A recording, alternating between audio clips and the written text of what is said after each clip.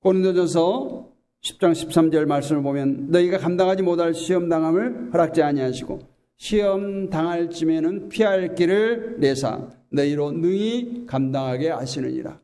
하나님께서 감당해 주시지만 우리에게 감당치 못할 시험을 주지 않겠다라는 약속이에요. 오늘 우리가 어려울 때에 환난을 당할 때 이 말씀을 강하게 붙잡으면 이 말씀이 우리를 붙들어 줄 줄로 믿습니다. 또 한번 우리 복창해 볼까요? 내가 하나님의 말씀을 붙들면 하나님의 말씀이 나를 붙들어 준다.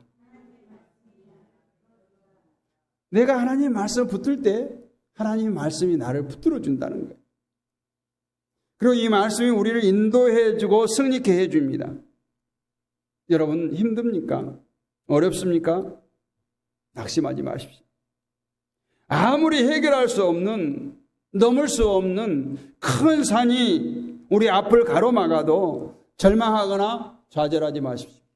크신 하나님이 내 아버지십니다. 우리에게는 하나님의 약속이 우리를 붙잡고 계십니다. 하나님은 그 약속을 반드시 지키시는 신실한 분이에요.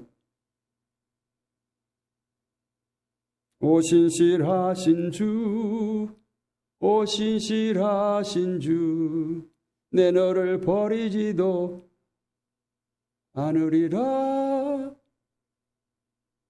하나님은 우리가 잘 되는 것을 원하세요. 우리가 성공하는 것을 원하세요. 우리가 세상에서 찌질이 못나게 사는 것, 실패하는 것, 망하는 걸 원치 않으신 하나님이에요. 그 하나님이 내 편이십니다.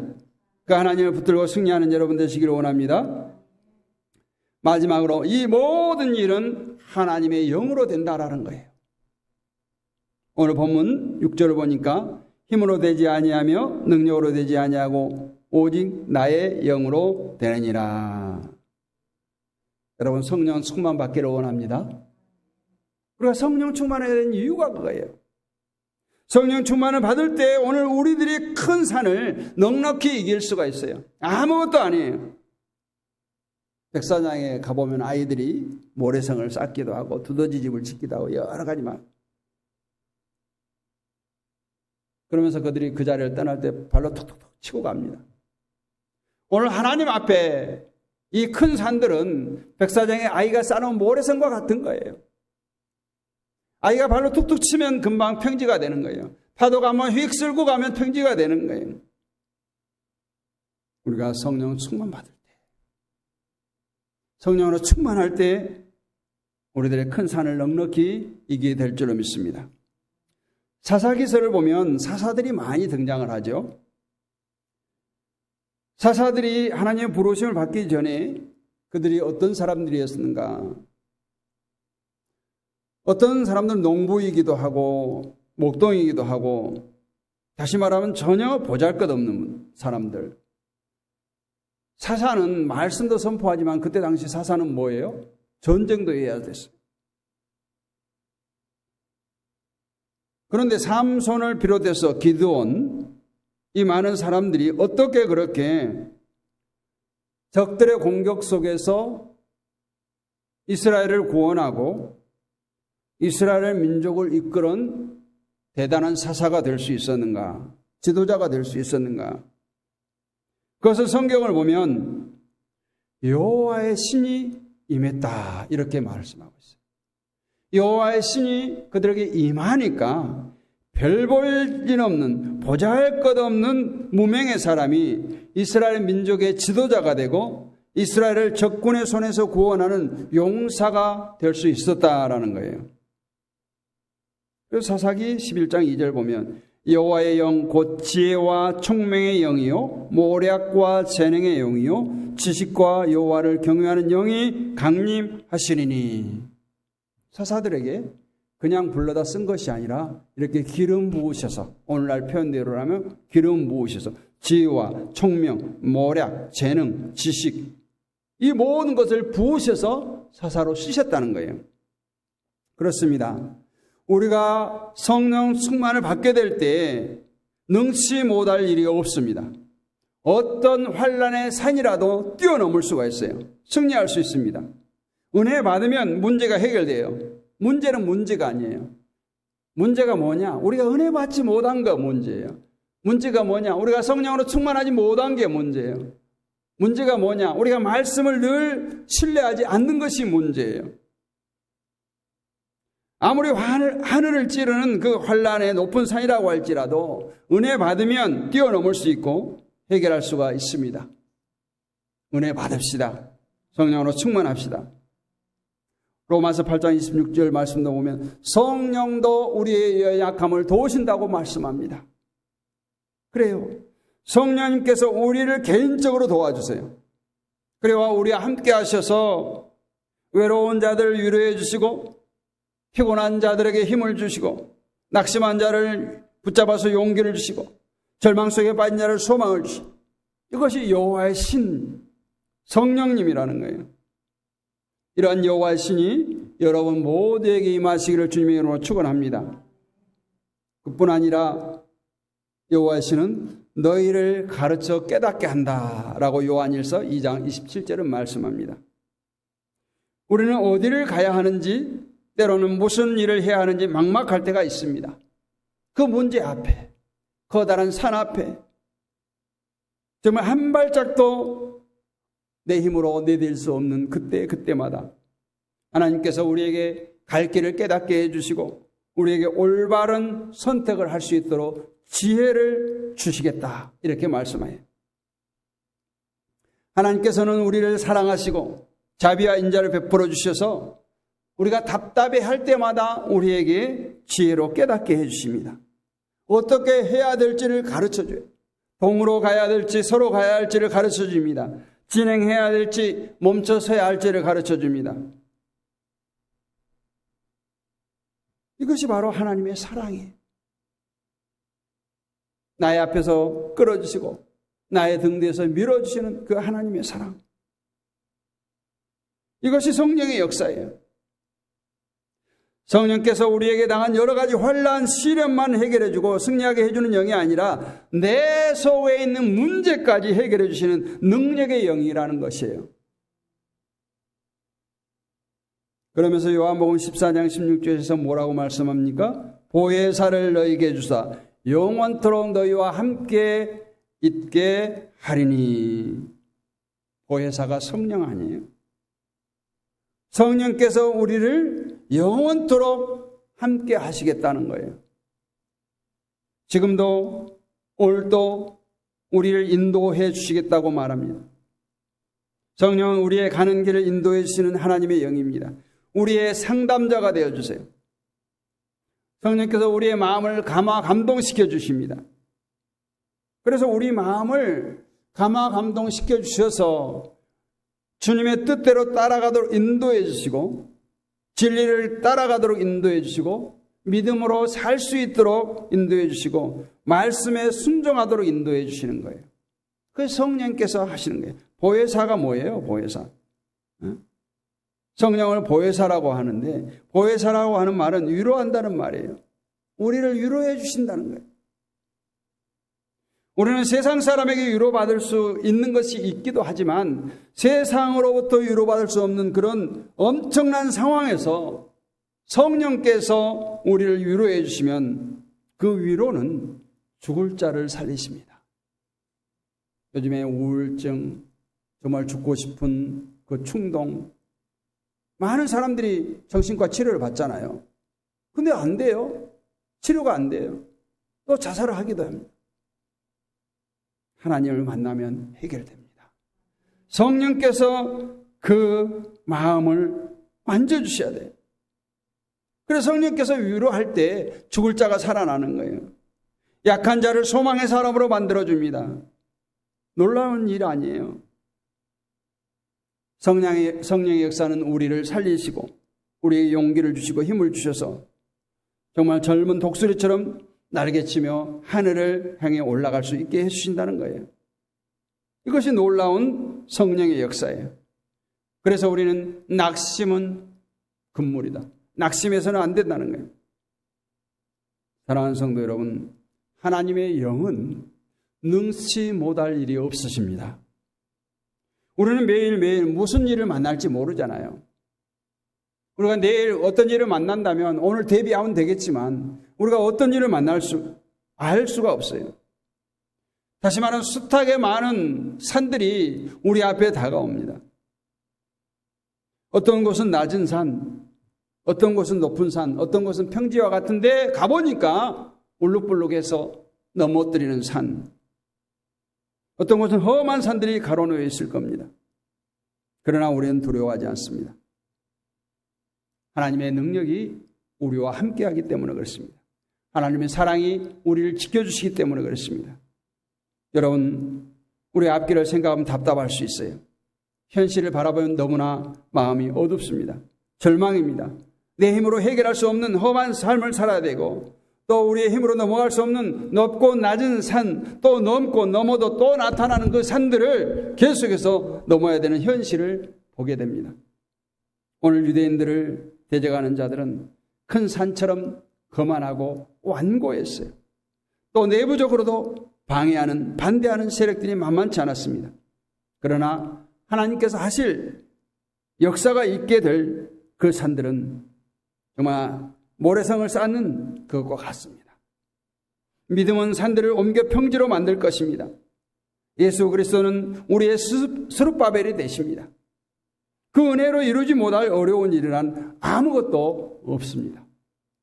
사랑하는 여러분, 그러나 우리는 현실을 바라보고 낙심하는 연약한 사람들이 되어서는 안 될 것입니다. 오늘 현실을 바라보지 아니하고 하나님을 바라보고 하나님의 약속의 말씀을 붙들기를 원합니다. 뿐만 아니라 우리가 어려울수록 더 하나님께 간절히 매달려 기도하고 하나님께 나와서 우리들의 마음과 뜻과 정성을 다해서 하나님께 예배하고 주님의 교회에 헌신하고 봉사하고 충성할 때 그 문제는 있게 될 줄로 믿습니다. 여러분, 우리가 손끝에 가시가 하나 박혔어요. 아파요. 근데 느닷없이 망치로 머리통을 맞으면 이 아픔이 생각납니까? 안 나요. 이 아픈 손을 가지고 그 머리통을 만져 아프다고. 우리의 아픔이, 우리의 고통이 정말 내가 정말 하나님을 위해서 열심히 충성하고 봉사하고 주를 위해서 간과하여 부르짖을 때 그 아픔은 깨끗이 사라지게 될 줄로 믿습니다. 우리 앞에 아무리 험한 산이 가로놓여 있다고 할지라도 하나님의 놀라운 기적과 역사를 신뢰하고 체험하는 저와 여러분이 되시기를 원합니다. 여호와는 내 편이시라. 여호와는 내 편이시라. 분명한 것은 하나님은 우리가 성공하기를 원합니다. 하나님은 우리가 승리하기를 원합니다. 하나님은 우리가 잘 되기를 원합니다. 낙심하지 맙시다. 절망하지 맙시다. 좌절하지 맙시다. 하나님이 여러분과 함께 하십니다. 하나님은 여러분을 사랑하십니다. 하나님은 여러분 편이십니다.